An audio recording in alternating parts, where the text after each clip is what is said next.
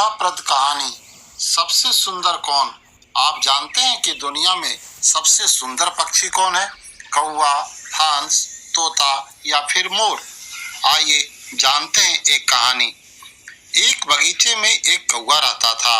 वहाँ कौवे को कोई परेशानी नहीं थी, फिर भी वह खुश नहीं रहता था, क्योंकि उसे लगता था वह काला कलूटा है और हंस कितना सफेद है। वह कितना सफेद दिखता है, बिल्कुल दूध जैसा। यह सोच सोचकर वह उदास रहता था।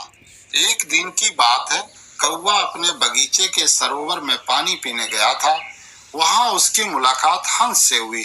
कौवे ने हंस से कहा, तुम दुनिया का सबसे सुंदर पक्षी हो, तुम्हारी चाल भी बहुत सुंदर है।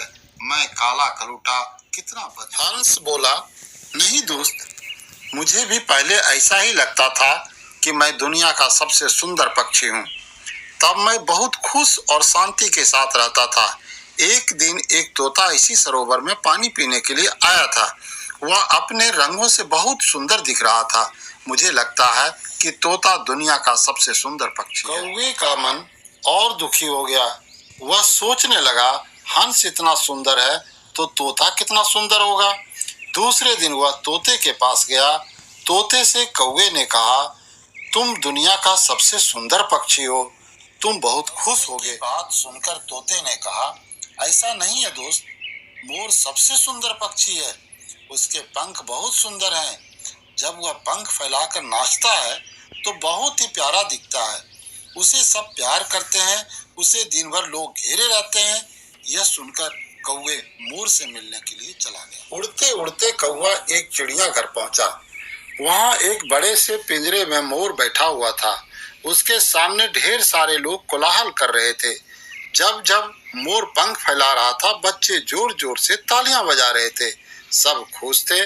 कौवा सामने के पेड़ की टहनी पर बैठकर सब देख रहा था। शाम होने को आई, पिंजरे के सामने भीड़ भी खत्म हो गई। कौवा अंत में मोर के पास गया, बोला, तुम कितने भाग्यशाली हो, तुम कितने सुंदर हो, तुम्हें हर दिन सैकड़ों लोग देखने आते हैं। एक मैं हूँ, काला कलूटा कौवा।